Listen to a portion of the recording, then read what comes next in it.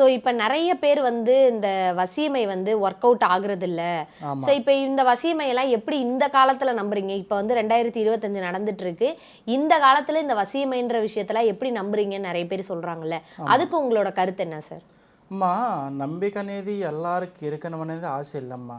ம் இப்போ உங்களுக்கு வந்து நம்பிக்கை இருக்கும், ம் எனக்கு நம்பிக்கை இருக்காது. அந்த மாதிரி நிறையா பேர் வந்து இருக்கிறாங்க.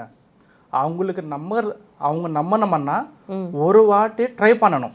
ம் நம்ம மாதிரி ஆளுக்கிட்ட ஒரு வாட்டி ட்ரை பண்ணால் ம் அது கண்டிப்பாக நடக்கும். எதுக்குன்னா நாங்கள் எத்தனோ பேருக்கு வந்து நம்பிக்கை இல்லாத ஆள் நம்பிட்டு வந்த ஆளுக்கு வந்து நான் கண்டிப்பாக வந்து காரியமாக முடிக்கிறத மாதிரி செஞ்சு கொடுத்தாச்சு. ம் ஆனால் இப்போ இருக்கிற சொசைட்டியில் வந்து நம்பிக்கை வந்து குறையுது. ம் எதுக்குன்னா நிறைய பேர் நம்ம மாதிரி வந்து சுவாமியார் மாதிரி சொல்லிட்டு எத்தனோ பேரெல்லாம் வந்துட்டு எல்லா ஜனங்களும் ஏமாத்துறாங்க. ம் அதனால அந்த சாமியார்னு பார்க்கும்போது எல்லாருக்கும் வந்து ஒரு நம்பிக்கை வந்து குறையுது. ம் ஆனால் இந்த அவசியம் అనేది கண்டிப்பாக இருக்குது. அது எப்படி பயன்படுத்திக்கணும், அது எப்படி யூஸ் பண்ணிக்கணும் பொறுத்துட்டு அந்த சுவாமிஜி பொறுத்துட்டு வாங்குறதால் பொறுத்துட்டு அது ஒலிமுறையில் இருக்கும். ம் அந்த ஒலிமுறையில் வந்து பர்ஃபெக்டாக செஞ்சதா கண்டிப்பாக நடக்கும்.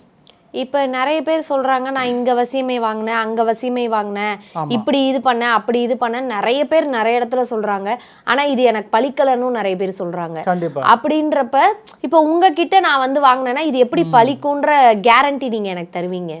అమ్మా గ్యారెంటీ అనేది ఎంత మనిదినికి கிடையாது. ம் గ్యారెంటీ అనేది நான் கொடுக்க மாட்டேன். ம் ஆனால் 100% நடக்கும். ம் 100% கண்டிப்பாக நடக்கும். நான் அந்த மாதிரி நான் செய்கிறதுக்கு ரெடியாகவே இருக்கு. எதுக்குன்னா அது நடக்குமா நடக்காதுன்னது அதோட பற்றி எனக்கு தெரியும். ம் எதுக்குன்னா அதுக்கு என்ன சொல்லுவாங்கம்மா, இப்போது உங்களுக்கு ஒரு ஐடியா இருக்குது, எனக்கு ஒரு ஐடியா இருக்குது. ம் இப்போ நீங்கள் இந்த இடத்துக்கு எதுக்கு வந்திருக்கிறீங்க? சுவாமி பற்றி நிறையா தகவல் எல்லாம் கொடுக்கணும், இவங்க எல்லாம் சிறப்பாக செய்கிறாங்க, இவர் பற்றி நிறைய பேர் மக்கள் தெரியலது தான் நீங்கள் வந்து கேட்குறீங்க. ஆமா. அதே போல் நானும் கூட ஒரு வாட்டி ட்ரை பண்ணுங்க, கண்டிப்பாக நடக்கும். அப்படி நடக்கலையா அதுக்கு வந்து நான் வந்து இந்த தொழில் நான் விட்டுட்டு வேற லைனில் நான் போவேன். இந்த வீடியோவை முழுமையாக பார்ப்பதற்கு கீழே இருக்கும் லிங்கை கிளிக் செய்யவும்.